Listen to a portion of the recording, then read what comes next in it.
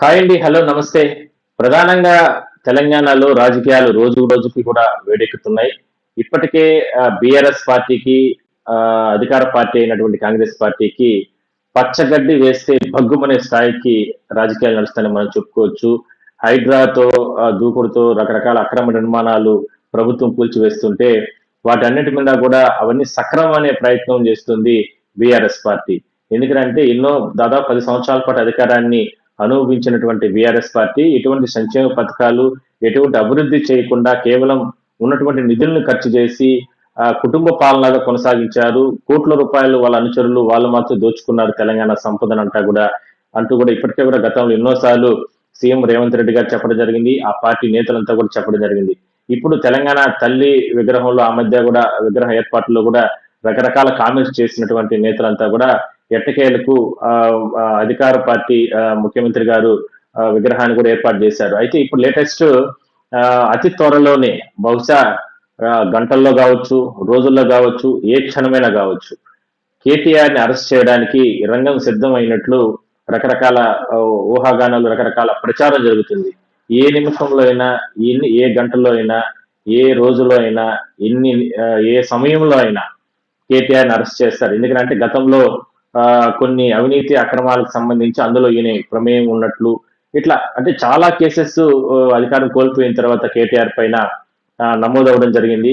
మరి ఆ సందర్భంగా ఈ మధ్య కాలంలో కొన్ని అంటే అప్పట్లో ప్రభుత్వంలో ఉన్న సమయంలో కొన్ని కంపెనీలకు ఒప్పందాల్లో భారీగా ముడుపులు చేరాయని ఇట్లా రకరకాల కామెంట్స్, రకరకాల చర్యలు కొనసాగుతున్నాయి. మొన్న దీపావళికి ముందు వరకు కూడా ఎందుకంటే ఇప్పుడు ఆల్రెడీ తెలంగాణలో ఫోన్ ట్యాపింగ్ ఇష్యూ నడుస్తుంది. దాంట్లో కూడా అతి త్వరలోనే అరెస్ట్ చాలా మందిని చేసే అవకాశం అయితే ఉంది. అలాంటిది ఇవాళ పెద్ద ఎత్తున ఒక ఫార్మా కంపెనీకి సంబంధించిన ఇష్యూలో కూడా పెద్ద ఎత్తున వాళ్ళకు నెలకొల్పే విషయంలో రకరకాల చేతులు మారాయి, కోట్ల రూపాయల చేతులు మారాయనే ఆరోపణలు ఉన్నాయి. ఇట్లా రకరకాల పరిశ్రమల పేరుతో పరిశ్రమలు నెలకొల్పడానికి ముందుకొచ్చినటువంటి వాళ్ళ దగ్గర నుంచి కూడా పెద్ద మొత్తంలో ముడుపులు అందాయి. ప్రభుత్వ సంపదకు పెద్ద ఎత్తున గండిపడింది అనే దానిపైన ఇప్పటికే ఏసీబీ, సిబిఐ, సిఐడి అధికారులు ఈ రకరకాలుగా కేసులు పెట్టి విచారణ జరుపుతున్నారు. ఇందులో కొన్ని కీలక దశకు వచ్చాయి ఆ విచారణలో. ఆ కీలక దశల్లో భాగంగా ఏ సమయంలో అయినా ఏదో ఒక కేసులో ఏదో ఇప్పటికి నమోదైన కేసుల్లో ఏదో ఒక దాంట్లో కేటీఆర్ అయితే ఫస్ట్ స్టెప్ లో అరెస్ట్ చేస్తారు. దాని తర్వాత మరికొంతమంది పైన కూడా చర్యలు ఉంటాయి. మరి కేసీఆర్ ని ఏ సందర్భంలో, ఏ సమయంలో, ఎక్కడ, ఏ సమయంలో అరెస్ట్ చేయబోతున్నారో అది కేవలం ప్రభుత్వ పెద్దల్లో టాప్ లో ఉన్నటువంటి ఒకరి ఇద్దరికి మాత్రమే కనుసన్నల్లో పోలీస్ టీం పనిచేస్తుందంటూ కూడా చర్చ నడుస్తుంది.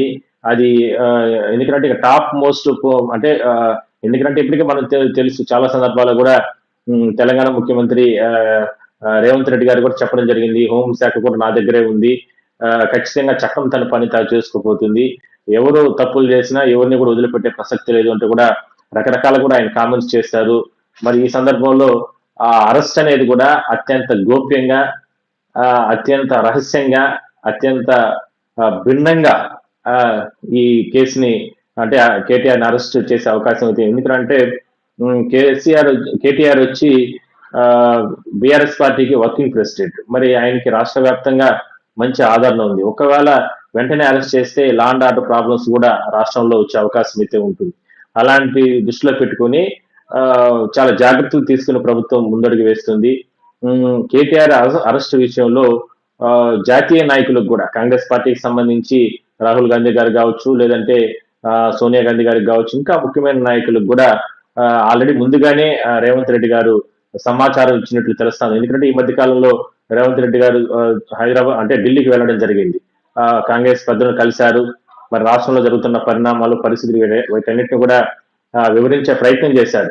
మరి ఆ సందర్భంగా కూడా చర్చకు వచ్చిన సందర్భంలో కేటీఆర్ సంబంధించినటువంటి వ్యవహారాలన్నింటి కూడా చెప్పినట్టు తెలుస్తుంది. ఖచ్చితంగా అరెస్ట్ చేయబోతున్నాం కాబట్టి ముందుగానే మీకు ఒక హింట్ ఇస్తున్నామంటూ కూడా వాళ్ళ అధినేతలకు చెప్పడం జరిగింది. సో మొత్తం మీద మనం ఇందాక అనుకున్నట్టు ఏ సమయంలో అయినా, ఎన్ని గంటల్లో అయినా, ఏ రోజైనా, ఎక్కడైనా సరే కేటీఆర్ అయితే ఖచ్చితంగా అరెస్ట్ జరగబోతుంది. అది 1-2 రోజులు అనేది ఇంకా ఒక సంచలనంగానే మనం చెప్పుకోవచ్చు. చూద్దాం మరి ఏ ఏ ఏ రకంగా అరెస్ట్ చేస్తారు, ఏ సమయంలో ఆయన అరెస్ట్ చేస్తారు, ఏ కేసుల్లో తొలిగా అరెస్ట్ చేస్తారు. ఎందుకంటే చాలా కేసులు ఆయన పైన నమోదైనాయి.